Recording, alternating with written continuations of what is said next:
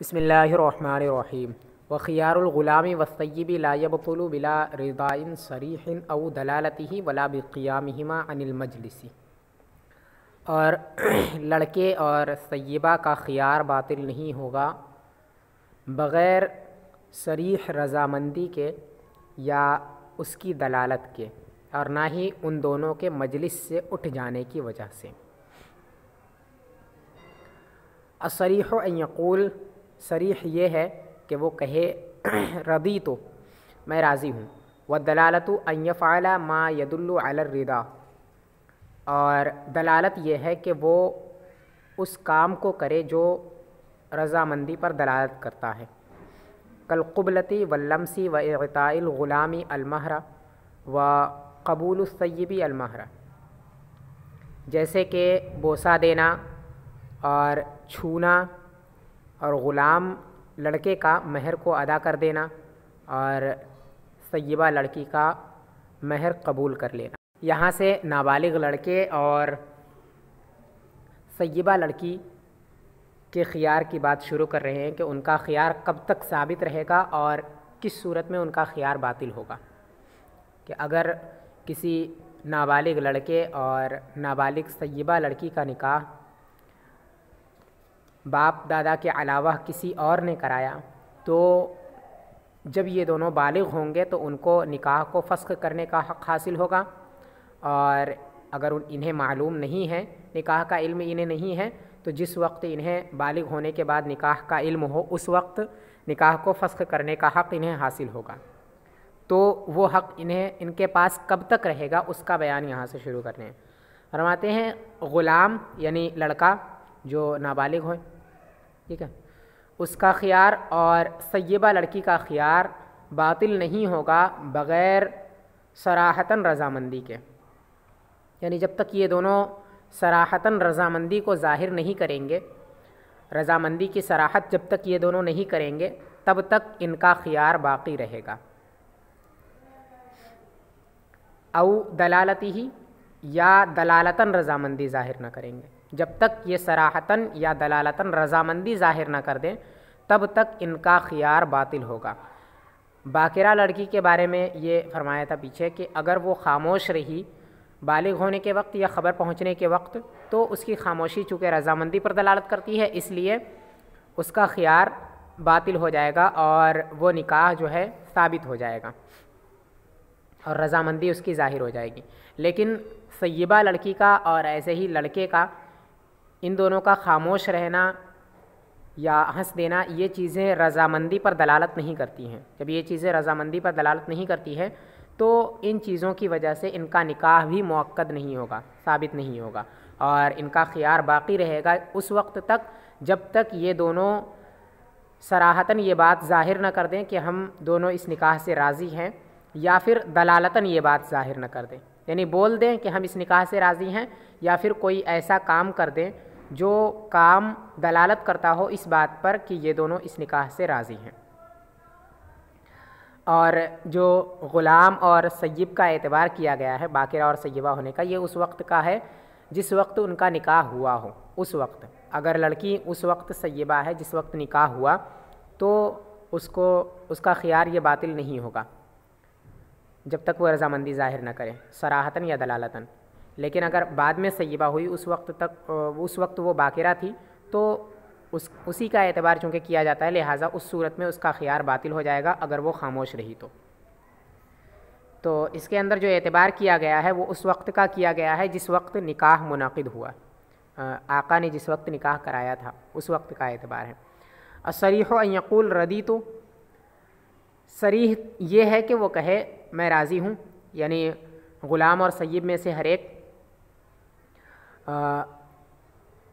की सराहतन रज़ामंदी जो है वो ये है कि दोनों कहें हम राज़ी हैं, ठीक है, ये सराहतन रज़ामंदी होगी। अगर वो कह दे कि मैं इससे राज़ी हूँ तो ये सराहतन रज़ामंदी है। व दलालतु अन यफ़अला मा यदुल्लु अला रिदा कल क़ुबलती वल्लमसी व इताइल ग़ुलामी अलमहरा व क़बूल सय्यिबी अलमहरा, और दलालत ये है कि कोई ऐसा काम करे जो रज़ामंदी पर दलालत करे, यानी कोई भी काम जो काम करने की वजह से लोग ये समझें कि हाँ ये दोनों इस निकाह से राज़ी हैं और ख़ुश हैं, इसी वजह से ये काम कर रहे हैं, वरना ये काम नहीं करते हैं, ये काम ना करते। तो कोई ऐसा काम कर दें जो काम दलालत करे इस बात पर कि ये दोनों इस निकाह से राज़ी हैं, तो उसको दलालतन रज़ामंदी समझेंगे। जैसे कि क़ुबला बोसा देना और छूना, लड़के का महर को अदा कर देना और सय्यबा का महर कबूल कर लेना। तो बोसा देना, ऐसे ही छूना और महर अदा करना और महर को कबूल कर लेना, ये सारी चीज़ें दलालत करती हैं इस बात पर कि ये दोनों इस निकाह से राज़ी हैं, क्योंकि ऐसे ही कोई किसी को बोसा नहीं देता है, ठीक है। तो वो बोसा दे रहा है तो ये इस बात पर दलालत करती है कि उसका बोसा देना इस बात पर दलालत करता है कि ये इसको अपनी ज़ौजा समझता है, तो इसकी वजह से वो निकाह मुअक्कद हो जाएगा और यहाँ पर उसका ख़ियार बातिल हो जाएगा और रज़ामंदी ज़ाहिर हो जाएगी। ऐसे ही छूना और लड़के का महर को अदा कर देना, क्योंकि महर जो है वो निकाह के अंदर ही अदा किया जाता है। जब कोई निकाह से राज़ी है तभी वो उस महर को अदा करेगा, तो महर को अदा करना भी ये इस बात पर दलालत करता है कि ये इस निकाह से राज़ी हैं। और लड़की का महर को कबूल कर लेना ये भी रज़ामंदी पर दलालत करता है, क्योंकि महर वो तभी कबूल करेगी जब वो उस निकाह से राज़ी होगी।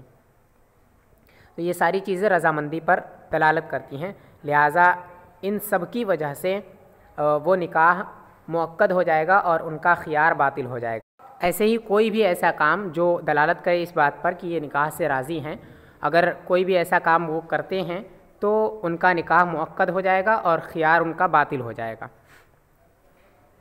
और निकाह वो साबित हो जाएगा। वला बिक़ियामिहिमा अनिल मजलिसी, और ना ही उन दोनों के मजलिस से उठ जाने की वजह से, यानी ख़ियार ग़ुलाम और सय्यब का ख़ियार बग़ैर रज़ामंदी के बातिल नहीं होता है, अगरचे वो दोनों मजलिस से उठ जाएं। अगर उस मजलिस से, जिस मजलिस में उन्हें ख़ियार हासिल हुआ है, उस मजलिस से अगर वो दोनों उठ भी जाते हैं तो उनका ख़ियार अभी भी बाक़ी रहेगा, जब तक सराहतन वो बोल न दें कि हम इस निकाह से राज़ी हैं, या फिर कोई ऐसा काम न कर दें जो काम दलालत करता हो रज़ामंदी पर, तब तक उनका ख़ियार बाक़ी रहेगा, वो उस मजलिस से उठें या ना उठें। वशुरितल क़ज़ाउ लिफ़स्ख़ि मन बलग़ा ला मन उतिक़त, और क़ज़ा की शर्त है उसके फ़स्ख़ में जो बालिग़ हुआ, ना कि वो जो आज़ाद हुई।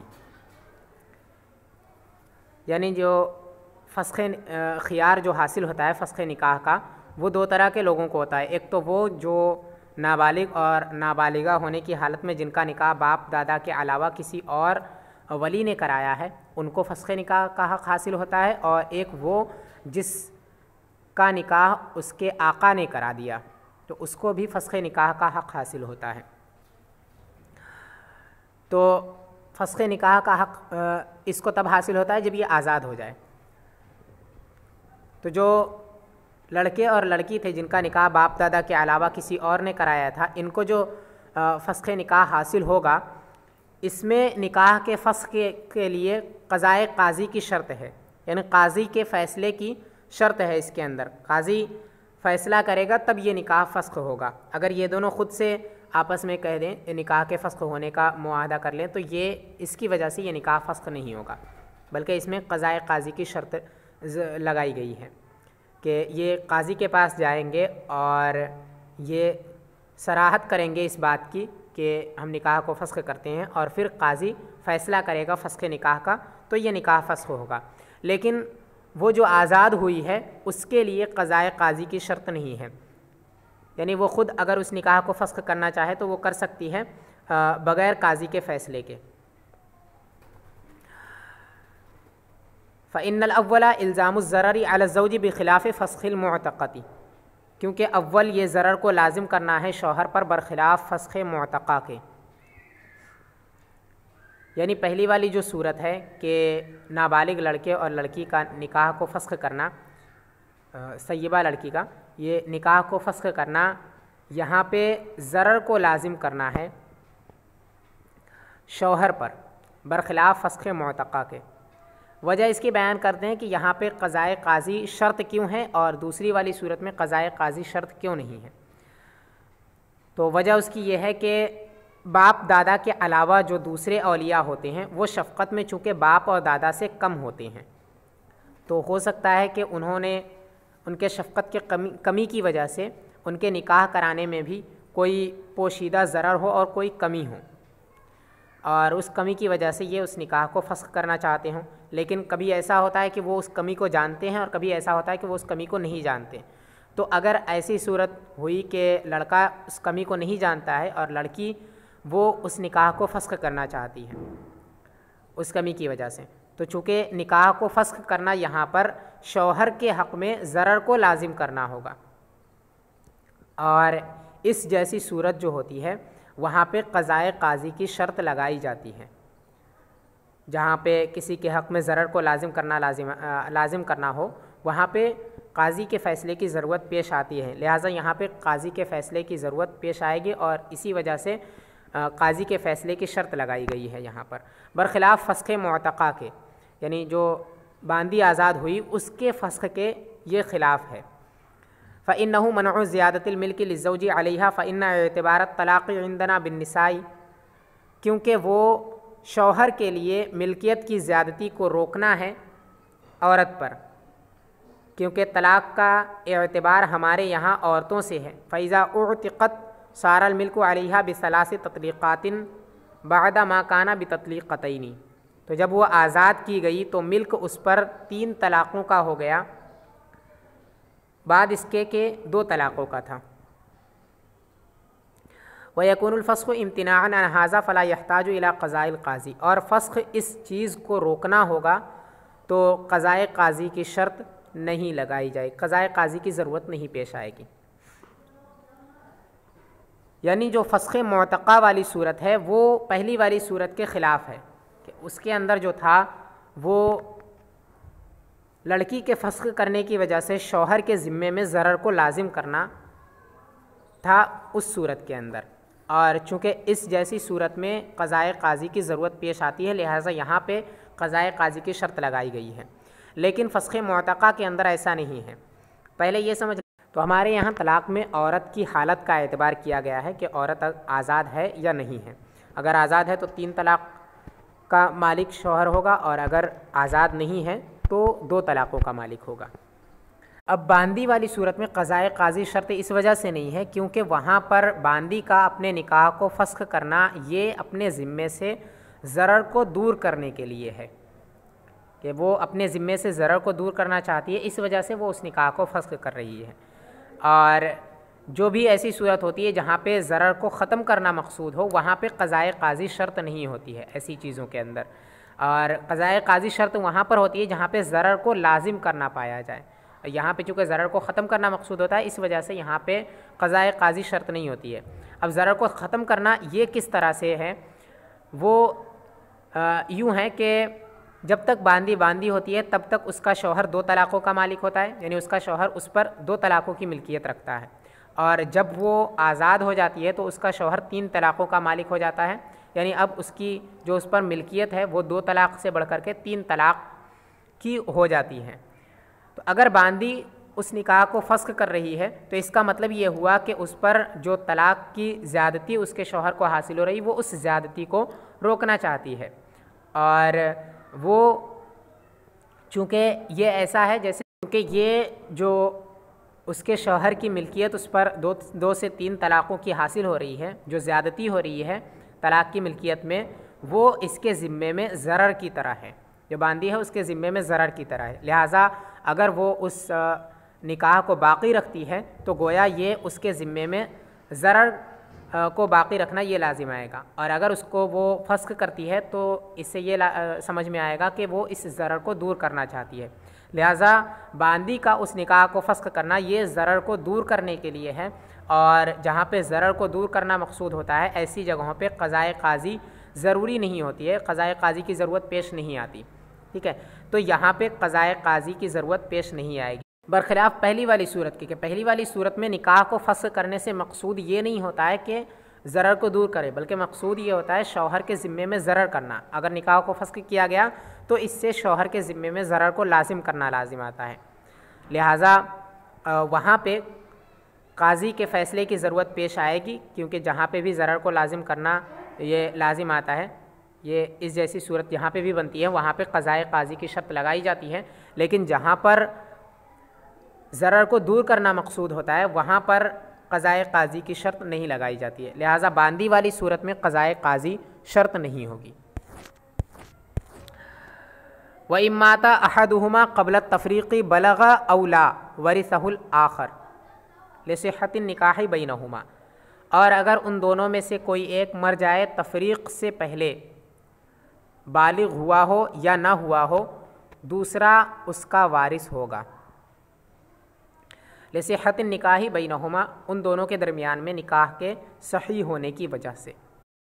यानी अगर वो दोनों लड़के और लड़की जिनका निकाह बाप दादा या बाप दादा के अलावा किसी और ने कराया था नाबालिगी की हालत में, तफरीक़ से पहले अगर उन दोनों में से कोई एक मर गया है, जुदाईगी से पहले उन दोनों में से किसी एक का अगर इंतकाल हो गया, तो दूसरा वाला उसका वारिस होगा, दूसरे वाले को विरासत मिलेगी। और बराबर है कि वो दूसरा वाला बालिग हुआ हो या बालिग ना हुआ हो, क्योंकि जो निकाह उन दोनों का हुआ था वो निकाह सही हुआ था, और अभी तक चूँकि जुदाईगी नहीं हुई थी, लिहाजा रिश्ता उनका अभी भी बाकी था, और जब रिश्ता बाकी था तो विरासत भी मिलेगी। वलवलियु अला असबतु अला तरतीबिल इर्ति वल हज, और वली असबा होता है इर्स और हज की तरतीब पर। वली यानी वो शख्स जिसे छोटे लड़के और लड़कियों के निकाह कराने का हक़ हासिल हो, बच्चे और बच्चियों के निकाह कराने का हक़ हासिल हो, बतौर इजबार या रज़ामंदी के साथ, यानी उनको मजबूर करके निकाह कराने का हक़ हासिल हो या फिर रज़ामंदी के साथ निकाह कराने का हक़ हासिल हो, दोनों को ही वली कहा जाता है। यानी ऐसा शख्स जिसे बच्चे और बच्चियों के निकाह का हक़ हासिल हो, उसको वली कहते हैं। बराबर है कि वो विलायत इजबार हासिल हो, यानी मजबूर करके उनका निकाह करा सकता हो, या मजबूर करके उनका निकाह ना करा सकता हो बल्कि उनकी रज़ामंदी से करा सकता हो, तो दोनों ही को वली कहा जाता है, और यहाँ वली से यही मुराद है।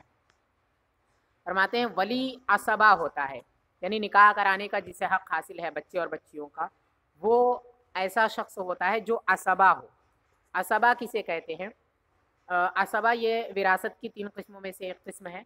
विरासत की 3 किस्में, एक तो ज़विल फ़ुरूज़ है, यानी वो लोग जिनका हिस्सा शरीयत में मुक़र्रर है, शरा ने जिनका हिस्सा मुक़र्रर कर दिया है, उन्हें ज़विल फ़ुरूज़ कहा जाता है। और दूसरे वो हैं जो बाकी के मौजूद होने के वक्त बकिया हिस्सा लेते हैं, यानी दूसरे वारिसीन अगर मौजूद होते हैं तो जितना कुछ बच जाता है वो उनके पास आता है। अगर कोई भी वारिस मौजूद नहीं है, तो अगर वो अकेले होते हैं तो सब कुछ उनका होता है, तो ऐसे वारिसीन को असबा कहा जाता है। और तीसरे वो लोग होते हैं जो ना तो असबा होते हैं और ना ही ज़विल फ़ुरूज़ होते हैं, उन्हें ज़विल अरहाम कहा जाता है।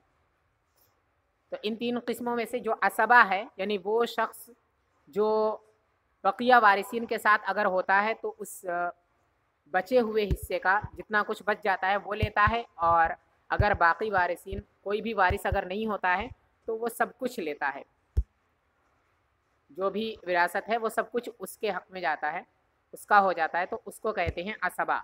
अब असबा की 3 किस्में हैं, एक तो असबा बिनफ्सिही, एक असबा बिलगैर, और एक असबा माल गैर। असबा बिनफ्सिही ऐसे मुज़क्कर को कहते हैं, ऐसे मर्द को कहते हैं जिसका वास्ता मय्यत से बग़ैर उनसा के वास्ते से हो, जिसका ताल्लुक़ मय्यत से बग़ैर मुअन्नस के वास्ते के हो। यानी ऐसा शख्स जिसका ताल्लुक़ मय्यत से या तो डायरेक्ट हो या फिर किसी मुज़क्कर के वास्ते से हो। जैसे लड़का है, लड़का अगर बाप का इंतकाल हो गया तो लड़का इसका जो असबा होगा, ठीक है, जो वारिस बनेगा वो असबा होगा, और ये असबा बिनफ्सी ही होगा क्योंकि इसका ताल्लुक़ बाप से डायरेक्ट है। और ऐसे ही लड़के का लड़का यानी पोता, ये भी असबा होता है, असबा बिनफ्सी ही, क्योंकि इसका ताल्लुक़ दादा से, ये बाप के वास्ते से है और बाप मुज़क्कर है, ठीक है। तो इन दोनों को असबा बिनफ्सी ही कहा जाएगा। ऐसे ही हर वो शख्स जिसका ताल्लुक़ मय्यत से डायरेक्ट हो या फिर किसी मुज़क्कर के वास्ते से हो, तो उसको असबा बिनफ्सी ही कहते हैं, ऐसे मुज़क्कर को, ठीक है। अगर मुअन्नस है तो वो असबा बिनफ्सी ही कभी नहीं बनती है। मुअन्नस असबा बिनफ्सिही नहीं बनती है। और असबा बिलगैर किसे कहते हैं? असबा बिलगैर ऐसे मुअन्नस को कहते हैं जो किसी ऐसे मुज़क्कर के साथ में बाकी रह जाए, किसी ऐसे मुज़क्कर के साथ हो जाए जो मुज़क्कर असबा हो खुद और वो मुज़क्कर इसको भी असबा बना दे, तो उस लड़की को असबा बिनफ्सिही कहेंगे। यानी वो मुअन्नस जो किसी ऐसे मुज़क्कर के साथ जमा हो जाए जो मुज़क्कर खुद असबा हो और उसके जमा होने की वजह से वो उसको भी असबा बना दे, तो उसको कहते हैं असबा बिलगैर। उस लड़की को, उस मुअन्नस को असबा बिलगैर कहेंगे। और तीसरी किस्म है असबा माल गैर। असबा माल गैर उस मुअन्नस को कहते हैं जो किसी ऐसे मुअन्नस के साथ जमा हो जाए कि उसके साथ जमा होने की वजह से ये असबा हो जाए, ठीक है, लेकिन वो मुअन्नस खुद ब खुद असबा ना हो, यानी जो दूसरी औरत है वो असबा ना हो, ठीक है, और उसके साथ जमा होने की वजह से ये असबा हो जाए लेकिन वो असबा ना हो। तो असबा बिलगैर और असबा माल गैर के दरमियान में फ़र्क यही है कि असबा बिलगैर के अंदर जो जमा होती है वो किसी ऐसे मुज़क्कर के साथ जमा होती है जो मुज़क्कर इसको मुअन्नस बनाता है और वो मुज़क्कर इसको असबा बनाता है और वो मुज़क्कर खुद ब खुद असबा होता है, खुद भी वो असबा होता है और इसको भी असबा बना देता है। और असबा माल गैर में ऐसा होता है कि ये किसी ऐसे मुअन्नस के साथ जमा होती है जिसके साथ जमा होने की वजह से ये असबा तो बन जाती है लेकिन वो जो दूसरी वाली मुअन्नस है जिसके साथ ये जमा हुई है वो खुद असबा नहीं होती है, ठीक है, बल्कि इसके साथ जमा होने की वजह से ये असबा बन जाती है। तो असबा की तीनों किस्में आप समझ गए हैं। अब फरमाते हैं वल वलियु अल असबा, वली असबा होगा, यानी विलायत निकाह जिसे हासिल होगा वो असबा होगा। ऐसा शख्स होगा जिसके पास विलायत का माबकिया आता है या फिर किसी के ना होने के वक्त विरासत का माबकिया आता है या फिर किसी के ना होने के वक्त यानी तनहा होने के वक्त जितनी भी विरासत है सब कुछ इसके ज़िम्मे आता है, तो उसको कहते हैं असबा। और यहाँ असबा से मुराद असबा बिनफ्सिही है। अल मुरादो अल असबतु बिनफ्सिही, यानी मुराद असबा बिनफ्सिही है। असबा बिनफ्सिही यानी वो मुज़क्कर आई ज़करुन यत्तसिलु बिला तवस्सुति उन्सा। और दूसरे नुस्खे में ये इबारत इस तरह से है ज़करुन यत्तसिलु बिलमय्यिति बिला तवस्सुति उन्सा। मफ़हूम दोनों का एक ही है कि वो मुज़क्कर जो मय्यत से मुत्तसिल हो बग़ैर मुअन्नस के वास्ते के, यानी बीच में कोई मुअन्नस ना हो, इस मर्द के और मरने वाले के बीच में कोई मुअन्नस ना आए रिश्ते में, ठीक है, जैसे लड़का होता है, लड़के का लड़का होता है, ये तो असबा से यही मुराद है। तो वली वो ऐसा मर्द होगा जिस मर्द का मय्यत से बिला उनसा के ताल्लुक़ हो, यानी बग़ैर मुअन्नस के जिसका ताल्लुक़ मय्यत से हो, वो इससे मुराद है, तो वही सबसे पहले वली होगा। अल मुरादु अल असबतु बिनफ्सिही, असबा से मुराद असबा बिनफ्सिही है। आई ज़करुन यत्तसिलु बिल मय्यिति बिला तवस्सुति उन्सा, यानी ऐसा मुज़क्कर जो मय्यत से मुत्तसिल हो जिसका ताल्लुक़ मय्यत से बग़ैर मुअन्नस के वास्ते के हो। अम्मल असबतु बिल गैर कल बिन्ति इज़ा सारत असबतन बिल इब्नि फ़ला विलायत लहा अला उम्मिहल मजनूना। रहा असबा बिल गैर, जैसे कि लड़की जब वो असबा हो जाए इब्न के साथ तो उसे अपनी मजनूना माँ पर विलायत हासिल नहीं है, यानी असबा बिल गैर को विलायत हासिल नहीं होती है। जैसे कि असबा बिल गैर वो लड़की हो, कोई लड़की है तो अगर वो अपने भाई के साथ जमा हो जाए बाप की मय्यत में, यानी बाप का इंतकाल हो गया और उसके दो बेटे हैं, एक लड़की है और एक लड़का है, और उसकी बीवी जो है वो मजनूना है, तो ऐसी सूरत में जो उसका लड़का होगा वो असबा बिनफ्सिही बनेगा, क्योंकि लड़के का बाप से ताल्लुक़ बग़ैर मुअन्नस के वास्ते के होता है, तो ये असबा बिनफ्सिही लड़का बनेगा। और जो लड़की बनेगी वो असबा बिल गैर बनेगी, असबा बिनफ्सिही नहीं बनेगी, क्योंकि मुअन्नस ये असबा बिनफ्सिही नहीं होती है, तो ये असबा बिल गैर बनेगी। इस लड़के की वजह से ये असबा बनती है। तो यहाँ पे जो विलायत हासिल होगी वो लड़के को हासिल होगी, जो उसकी मजनूना माँ है उसका निकाह कराने का हक़ उस लड़के को हासिल होगा, उस लड़की को हासिल नहीं होगा, क्योंकि लड़का जो है वो असबा बिनफ्सिही है। और यहाँ पे फरमाया वल वलियु अल असबतु, और यहाँ अल असबा से मुराद असबा बिनफ्सिही है। तो फरमाया वली असबा बिनफ्सिही है, लिहाजा इस वाली सूरत में असबा बिनफ्सिही चूँकि लड़का है, लिहाजा लड़के को उसकी मजनूना माँ पर विलायत हासिल होगा, लड़की को विलायत हासिल नहीं होगा, क्योंकि लड़की ये असबा बिल गैर है, असबा बिनफ्सिही नहीं है। और मजनूना की क़ैद इसी वजह से लगाई है क्योंकि मजनूना जब है तभी ये उसका निकाह करा सकते हैं, नहीं तो वो खुद निकाह कर सकती है अपना, अगर वो मजनूना ना हो तो। ठीक है। वक़ज़ल असबतु माल गैर कल उख्ती माल बिनती ला विलायत लहा अला उख्तिहल मजनूना, और ऐसे ही असबा माल गैर, जैसे कि बहन लड़की के साथ उसे अपनी मजनूना बहन पर विलायत हासिल नहीं है, यानी जिस तरह असबा बिल गैर इससे मुराद नहीं है और असबा बिल गैर को जिस तरह विलायत हासिल नहीं होती है, वैसे ही असबा माल गैर को भी विलायत हासिल नहीं होगी, विलायत निकाह। तो असबा माल गैर को भी विलायत निकाह हासिल नहीं होगी। असबा माल गैर की मिसाल जैसे कि बहन लड़की के साथ, तो बहन जब लड़की के साथ जमा होती है तो वो असबा माल गैर बन जाती है। ठीक है, इसके साथ जमा होने की वजह से ये असबा माल गैर बन जाती है। और बिन्त चूँकि ये ख़ुद असबा नहीं है, इसी वजह से ये असबा माल गैर बनेगी बहन। ठीक है, बिल गैर नहीं बनेगी। तो बहन जब लड़की के साथ जमा हो जाए और उसकी एक और बहन हो जो मजनूना हो, तो उस पर इस बहन को विलायत हासिल नहीं होगी, क्योंकि ये बहन जो है वो असबा माल गैर है और असबा माल गैर को विलायत हासिल नहीं होती है। अला तरतीबिल इर्सी वल हज्ब, इर्स और हज्ब की तरतीब पर। हजब कहते हैं इसको कि कोई ख़ास मौजूद होता है तो उसके मौजूद होने की वजह से दूसरे को विरासत नहीं मिलती है, तो इस चीज़ को हजब कहते हैं कि इसने उसको छुपा लिया।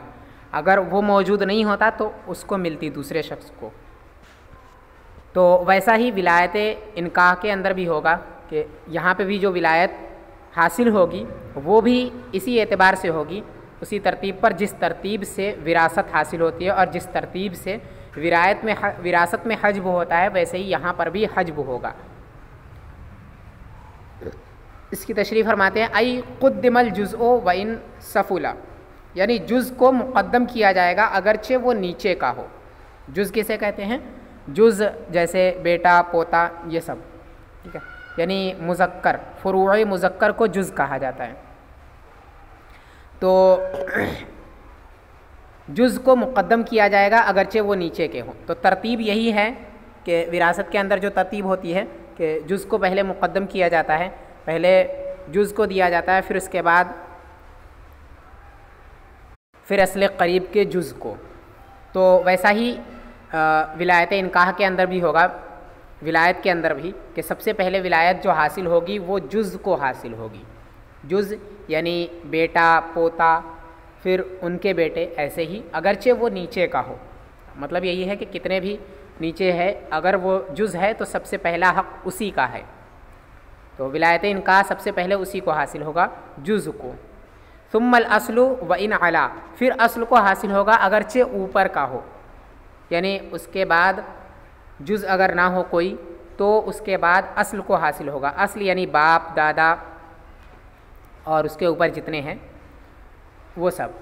तो पहले जुज़ को हासिल होगी विलायत, अगर जुज़ कोई मौजूद नहीं है तो अस्ल को हासिल होगी, यानी बाप दादा वगैरह को, अगरचे ये बाप और दादा बहुत ज़्यादा ऊपर के हों फिर भी, और जुज़ अगरचे बहुत नीचे के हों फिर भी।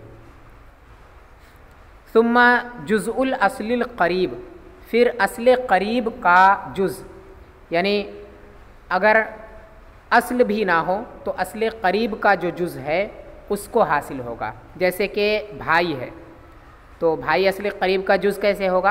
असले करीब दादा होता है या बाप होता है असले करीब। ठीक है, और जब असले करीब बाप है, और जुज़ किसे कहते हैं? जुज़ कहते हैं बेटे को, तो बाप का जो बेटा होगा वो भाई होगा। ठीक है, तो यही कहा कि जुज़उल अस्लिल करीब, असले करीब का जुज़ होगा। तो सबसे पहले जुज़ को मुक़द्दम किया जाएगा, यानी बेटे पोते, और फिर उसके नीचे उनके बेटे, फिर उनके बेटे, फिर उनके बेटे, ये सब अगरचे कितने ही नीचे के हो, अगर ये मौजूद हैं तो सबसे पहले इन्हीं को हक़ हासिल होगा विलायत का। और फिर उसके बाद अस्ल को हासिल होगा, यानी बाप दादा इन सब को, अगरचे वो बहुत ऊपर के हो, यानी दादा के बाप, फिर उनके बाप, फिर उनके बाप, अगर कोई मौजूद है ऊपर तो दूसरे किस्म में इनको हासिल होगा, दूसरी मर्तबे में। सबसे पहले जुज़ को, फिर उसके बाद अस्ल को, फिर उसके बाद असले करीब के जुज़ को, यानी जो असले करीब है, असले करीब बाप और दादा ये दोनों होते हैं।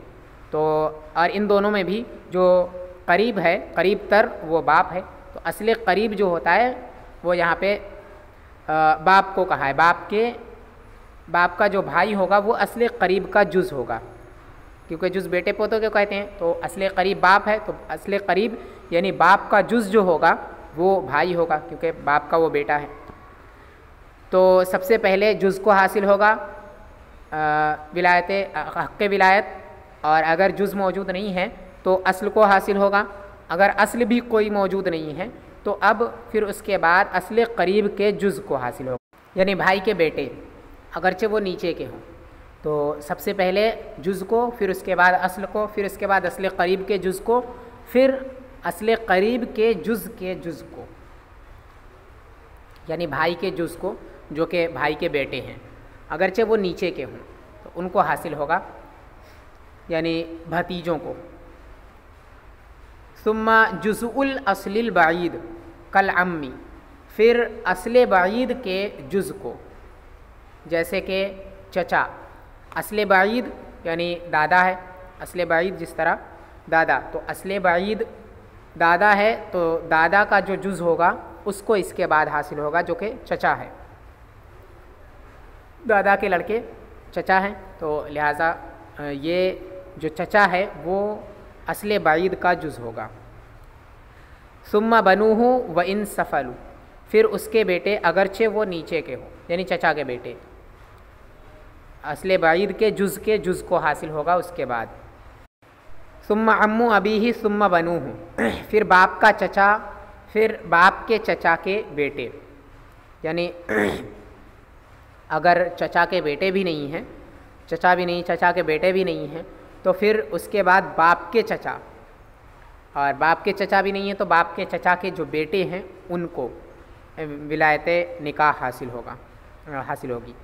सुम्मा अम्मो जद्दिही, फिर दादा के चचा, यानी अगर बाप के चचा नहीं हैं, बाप के चचा के बेटे भी नहीं हैं, तो फिर उसके बाद दादा के चचा को विलायत निकाह हासिल होगी।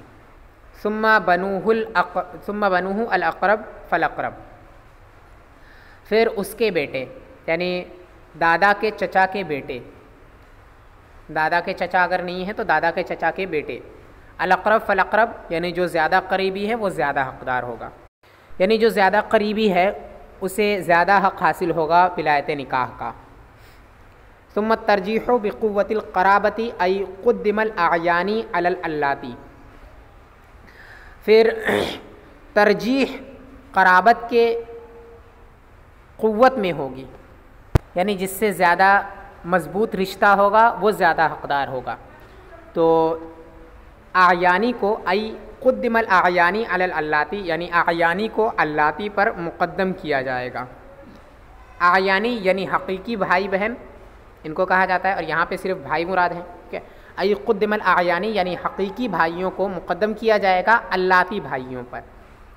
हकीकी भाई यानी जिन दोनों के बाप और माँ दोनों एक हों उन्हें हकीकी भाई कहा जाता है, ऐसे ही बहन अगर हो तो वो। और अल्लाती कहते हैं बाप शरीक भाई को, बाप शरीक भाई और बाप शरीक बहन, इसको अल्लाती कहा जाता है कि दोनों के बाप तो एक हों लेकिन माँ दोनों की अलग अलग हो, तो उसे बाप शरीक कहते हैं। तो आयानी को मुक़द्दम किया जाएगा अल्लाती पर, क्योंकि आयानी जो है, आयनी भाई जो है, उसका रिश्ता ज़्यादा करीब है, उसका रिश्ता ज़्यादा मज़बूत है बरख़िलाफ़ अल्लाती भाई के।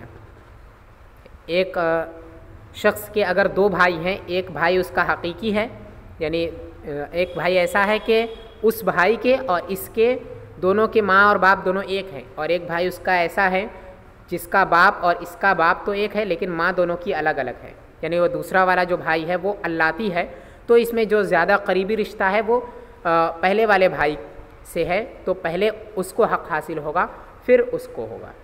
ऐसे ही सबके अंदर लिहाज किया जाएगा।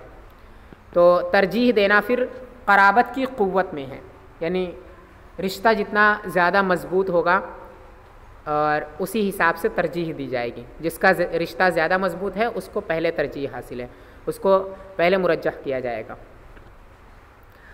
बिशर्ति हुर्रियतिन व तकलीफ़िन व इस्लामिन फ़ी वलदिन मुस्लिमिन दूना काफिरिन।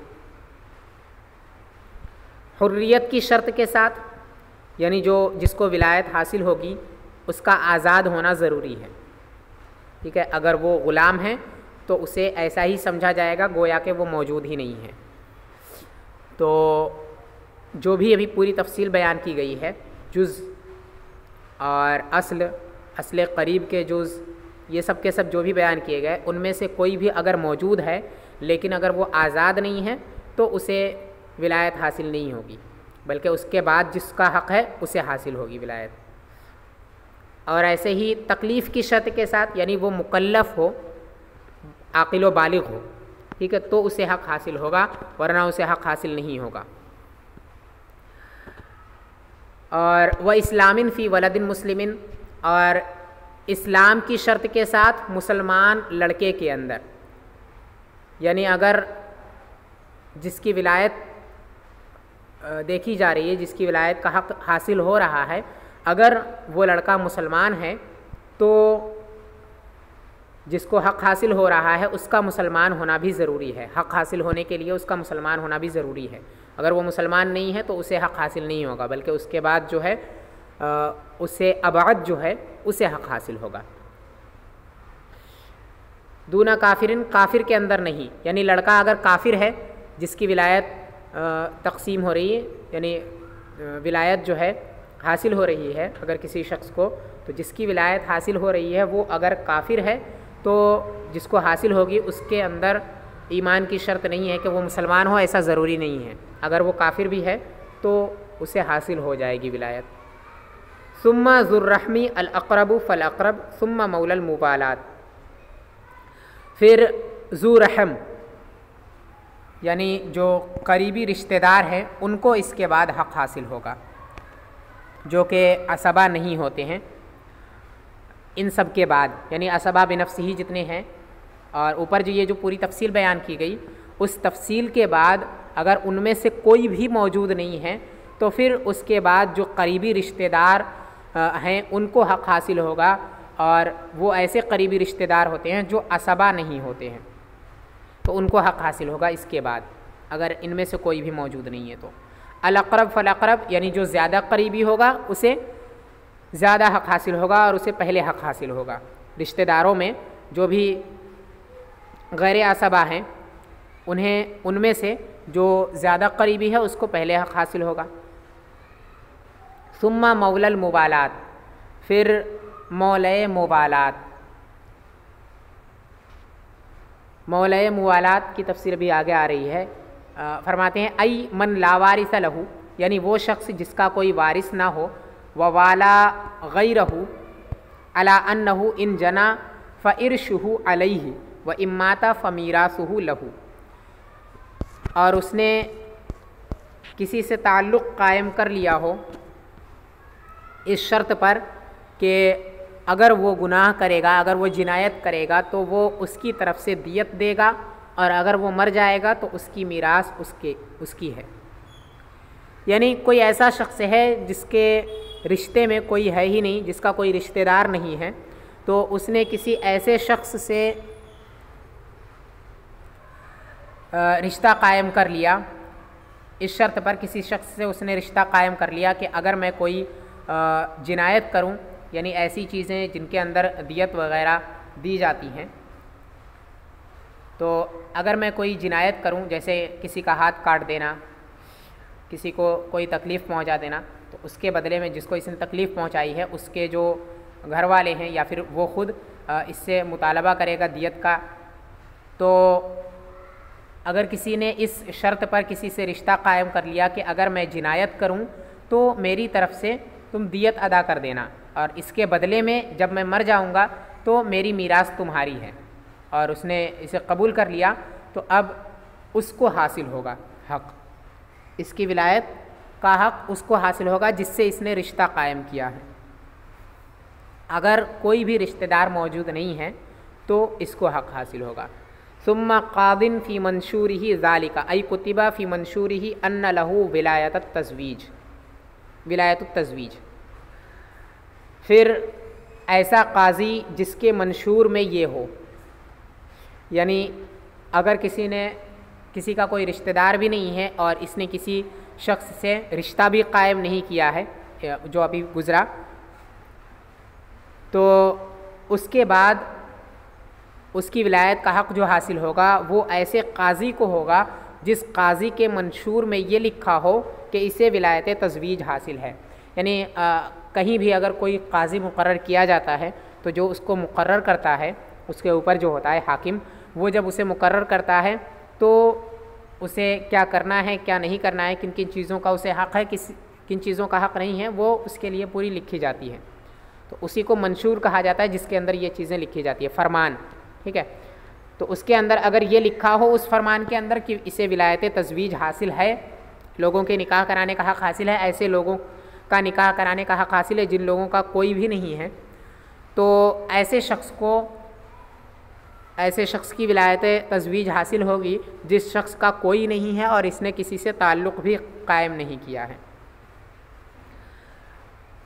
तो इन सब के बाद ऐसे काजी को विलायत तज़वीज हासिल होती है जिस काजी के फरमान शाही में ये लिखा गया हो कि इसे विलायत तज़वीज हासिल है, इसे निकाह कराने का हक़ हासिल है, तो उसे हासिल होगी विलायत तज़वीज। वल अबादु युज़व्विजु बिग़ैबतिल अक़रबी मा लम यंतज़िरिल कुफ़ूल ख़ातिबु अल ख़बर मिन्हु व अलैहिल अक्सरु व मुद्दतु सफ़र इंद जमीअ मिनल मुताख़िरीन। और अबाद ये अक़रब की अदम मौजूदगी में निकाह करा सकता है जबकि कुफ़ूवे ख़ातिब इंतज़ार न करे अक़रब के पास से ख़बर का, और इसी पर अक्सर है और बाज़ मुताख़िरीन की एक जमात के नज़दीक मुद्दत सफ़र है।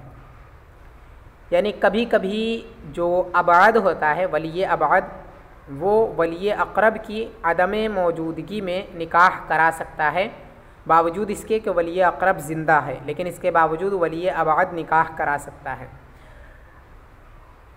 वली अबाद जैसे कि दादा और वली अक़रब बाप, तो बाप अगर किसी का ज़िंदा है इसके बावजूद कोई ऐसी सूरत होती है कि जो दादा है वो लड़के का निकाह करा सकता है। उसके सिलसिले में फरमाते हैं इअलम अन्ना लिल अबादी विलायतुत तज़वीज इंद गैबतिल अक़रबी गैबतन मुनक़तिअतन।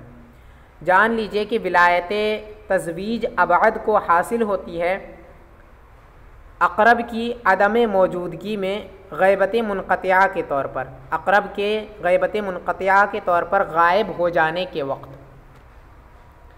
व तफ़सीरुहा इंदल अक्सरी मा ज़ुकिरा, और इसकी तफ़सीर अक्सर के नज़दीक वही है जो ज़िक्र की गई। वहुवा क़ौलुहु मा लम यंतज़िर, और वो मातिन का कौल मा लम यंतज़िरिल कुफ़ूल ख़ातिबु अल ख़बर मिन्हु है। आई मुद्दतुन लम यंतज़िरिल कुफ़ूल ख़ातिबु, यानी वो मुद्दत है जिस मुद्दत का कुफ़ूए ख़ातिब इंतज़ार न कर सके, जिस मुद्दत तक कुफ़ूए ख़ातिब इंतज़ार न कर सके। सुम्मा अतफ़ा अला क़ौलिही मा लम यंतज़िर क़ौलहु मुद्दतुन इंदा जमीअ मिनल मुताख़िरीन व अलैहिल फ़तवा। फिर अत्फ़ किया अपने कौल मा लम यंतज़िर पर अपने कौल मुद्दतुन इंदा जमीअ मिनल मुताख़िरीन का, और इसी पर फ़तवा है। यानी वली अबाद को विलायत तज़वीज कब हासिल होता है? वली अक़रब के ज़िंदा होने के वक्त। इस सिलसिले में इख्तिलाफ़ है। तो असले मसला इस सिलसिले में यह है कि गैबत मुनक़तिआ के तौर पर अगर वली अक़रब गायब हो जाए तो विलायत तज़वीज हासिल हो जाता है वली अबाद को विलायत तज़वीज उस वक्त हासिल होता है जब वली अक़रब गैबत मुनक़तिआ के तौर पर गायब हो जाए। अब गैबत मुनक़तिआ क्या है, इसकी तफ़सीर में ही इख्तिलाफ़ हुआ है।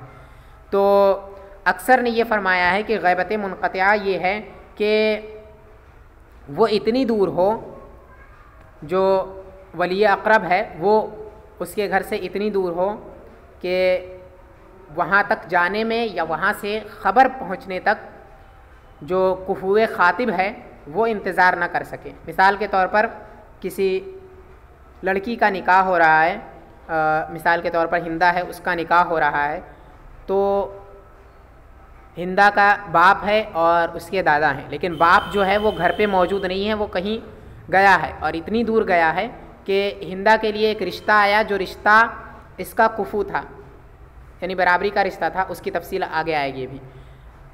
और वो जो कुफू था, जो रिश्ता आया था, वो रिश्ते वाले इतनी देर तक इंतज़ार नहीं कर सकते थे जितनी देर में उसके बाप के पास से ख़बर आती कि निकाह करा दी जाए या फिर निकाह करा दिया जाए या निकाह न कराया जाए।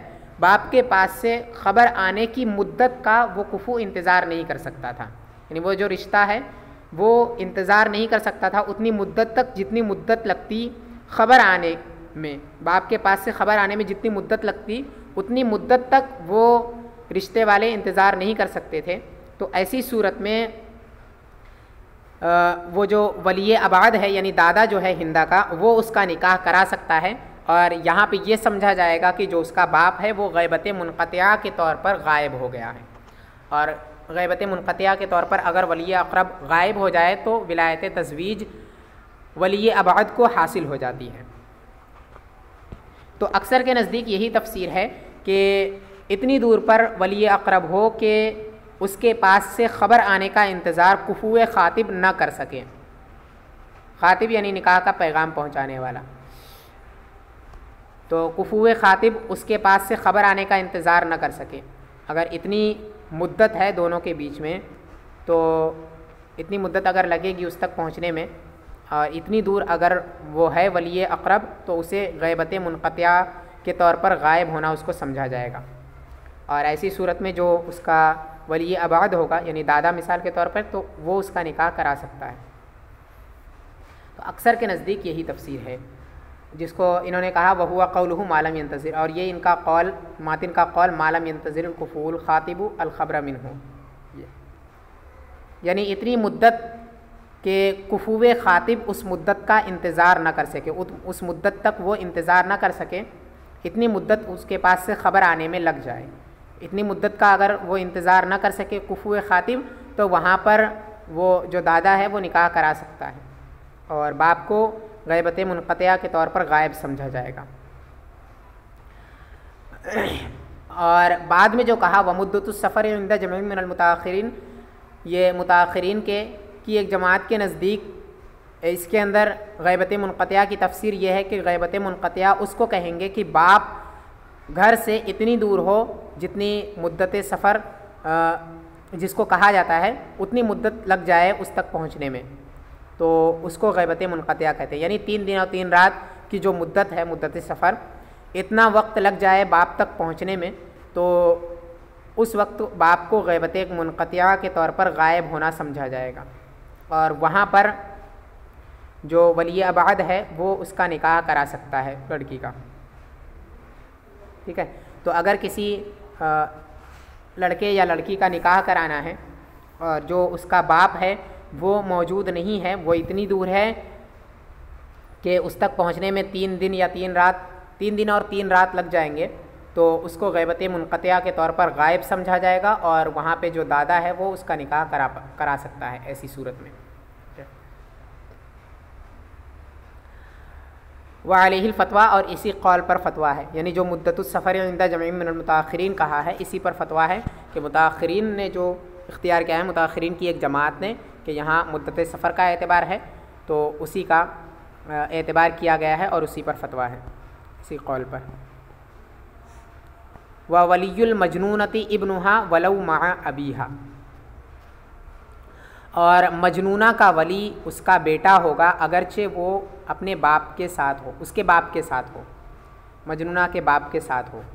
बिनाअन अला मा ज़ुकिरा अन्नल इब्न मुक़द्दमुन फ़िल उसूबती अलल अब, ये बिना करते हुए है उसी बात पर जो ज़िक्र की गई, उसी हुक्म पर जो ज़िक्र किया गया है कि इब्न मुक़द्दम है उसूबत के अंदर बाप पर।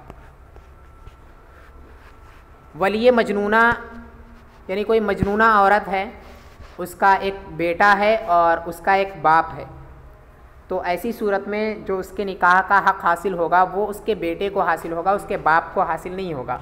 क्योंकि कहा था अभी पीछे अला तरतीबिल इर्स वल हजब के बाद कि जुज़ को मुक़द्दम किया जाएगा, फिर उसके बाद अस्ल को।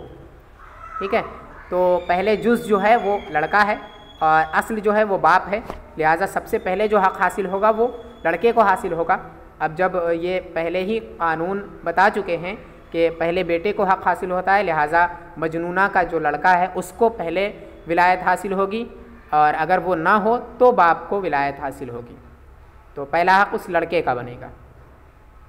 तो वही कहा कि ये बिना करते हुए उसी बात पर जो ज़िक्र की गई कि इब्न ये मुक़द्दम है उसूबत के अंदर बाप पर, लड़का ये बाप पर मुक़द्दम है असबा होने में। तो असबा होने में जब लड़का बाप पर मुक़द्दम है तो जो पहले असबा है पहले उसको विलायत हासिल होगी, लिहाजा लड़के को पहले विलायत हासिल होगी, और फिर अगर लड़का नहीं है तो बाप को हासिल होगी विलायत, और बाप को जो यहाँ विलायत हासिल होगी वो विलायत आबाद के तरीक़े पर। वली अक़रब जो होगा यहाँ वो लड़का होगा।